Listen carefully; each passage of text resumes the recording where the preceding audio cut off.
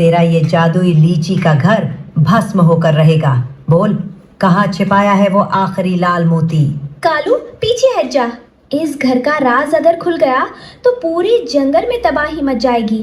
तू सोच भी नहीं सकता कि ये घर किस भयानक त्याग से बना है। पापा बचाओ, दादी माँ, कालू चाचा हमारे घर को मोम की तरह पिघला रहे हैं।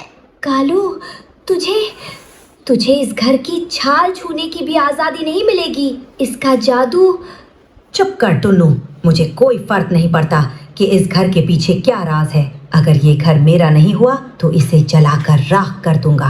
रानो, आखिरी बार पूछ रहा हूँ, सच बता, एक छोटी सी चिड़िया को इतना बड़ा जादुई महल कैसे मिला? क्या सच में तूने किसी की बलि दी थी? रुक जा कालू, तू कभी समझ ही नहीं पाएगा कि इस घर की नींव में किस भयानक रात का दर्द छिपा है। कालू रुक जा। अगर तूने इस लीची के घर का आखिरी सच सुन लिया तो तेरे पैरों तले जमीन खिसक जाएगी। ये सिर्फ लीची का घर नहीं है, ये एक मौत और एक अमर वरदान की दास्तान है। कौवा कुल्हाड़ी रोक लेता है, सन्नाटा छा जाता है, बिजली कड़कती है। जंगल के बीचों बीच एक विशाल, सुंदर और जादुई लीची का घर था। ये घर केवल मीठी लाल लीचियों से नहीं बना था, बल्कि रात में किसी चिराग की तरह चमकता था। इस घर में रानो चिड़िया, उसका पति टुन्नू चिड़ा, उनकी नन्ही बेटी गुड़िया और उनका बेटा कुक्कू चिड़ा और दादी रहती थी। पापा पापा देखिए, कल रात के तूफान के बाद आज लीची का घर इतना सुंदर गुलाबी चमक रहा है। क्या मैं इसमें से एक मीठी लीची तोड़कर खा लूं? बेटा क्यों नहीं, लेकिन ध्यान से। दादी माँ ने कहा है कि जब तक घर का जादुई लाल दरवाजा बंद रहे तब तक सिर्फ बाहर की छाल वाली लीची ही तोड़नी है। टुन्नू, तुम भी ना। गुड़िया को तो बस लीची खाने का बहाना चाहिए। लेकिन हाँ, ये सच है, ये घर हमारे लिए भगवान का दिया हुआ सबसे बड़ा वरदान है। ये वरदान नहीं बेटा, ये एक बहुत बड़ी कुर्बानी और एक खौफनाक रात का फल है। राम राम दादी, राम राम माँ। आज फिर वही बात। दादी, आप हमेशा कहती हैं कि ये घर जादुई है, पर माँ को ये मिला कैसे? आज तो मुझे बता ही दो, आखिर इस घर का असली राज क्या है? कल रात कालू भी यही पूछ रहा था। सब्र कर कुकू, हर सच का एक वक्त होता है। जब रानो सही मायने में इसकी हकदार बनी तभी ये घर उसे मिला।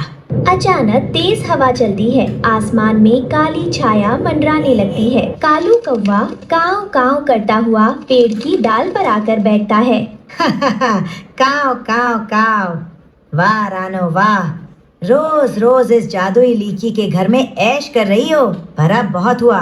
ये घर तुम्हारा नहीं, मेरा होगा।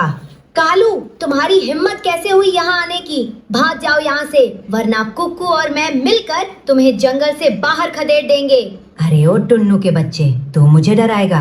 रानो, सीधे सीधे ये घर मेरे नाम कर दे, वरना मैं तुम्हारी इस छोटी सी गुड़िया को।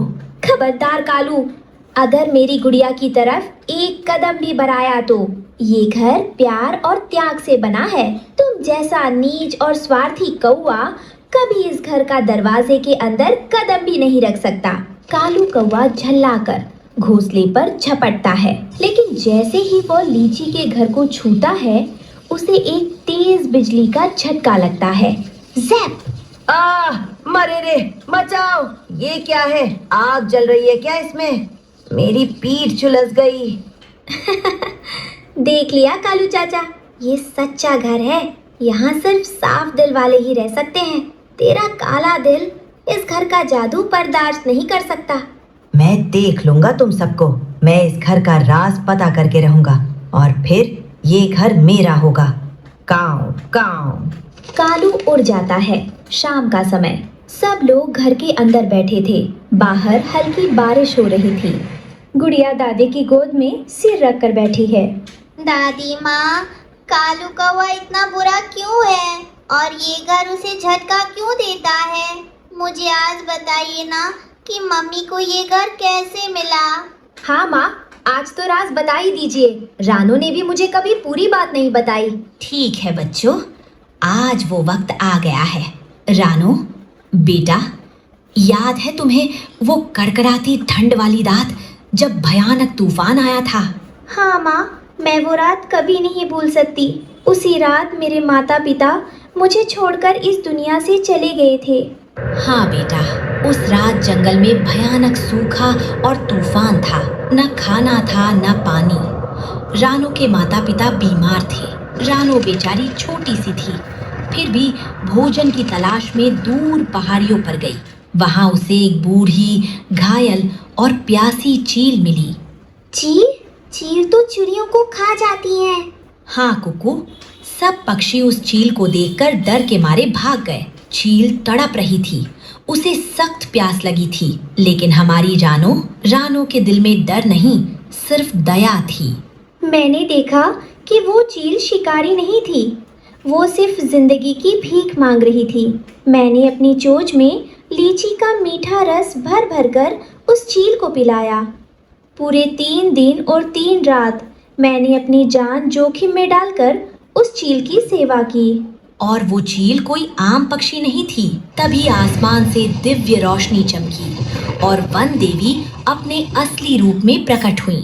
अचानक हवा में सुनहरी रोशनी फैलती है और वन देवी की दिव्य आवाज गूंजती है। रानो, तुम्हारी इस निस्वार्थ दया ने मेरा दिल जीत लिया। जहाँ पूरा जंगल अपनी जान बचाने में लगा था, वहीं तुमने एक शिकारी पक्षी का भी दर्द समझा। तुम्हारी आंखों के आंसू और लीची की ये मिठास कभी व्यर्थ नहीं जाएगी। हे वन देवी, मेरे माता पिता अब इस दुनिया में नहीं रहे। मैं इस विशाल जंगल में बिल्कुल अकेली हो गई हूँ। तुम अकेली नहीं हो पुत्री। तुम्हारे आंसुओं और इस लीची के पवित्र रस से मैं तुम्हें यह दिव्य आशियाना भेंट करती हूँ। यह जादुई लीची का घर हमेशा तुम्हारी और तुम्हारे सच्चे परिवार की ढाल बनेगा। जिस दिल में सिर्फ लालच और नफरत होगी, अगर उसने इसे छुआ तो यह जादू उसे भस्म कर देगा।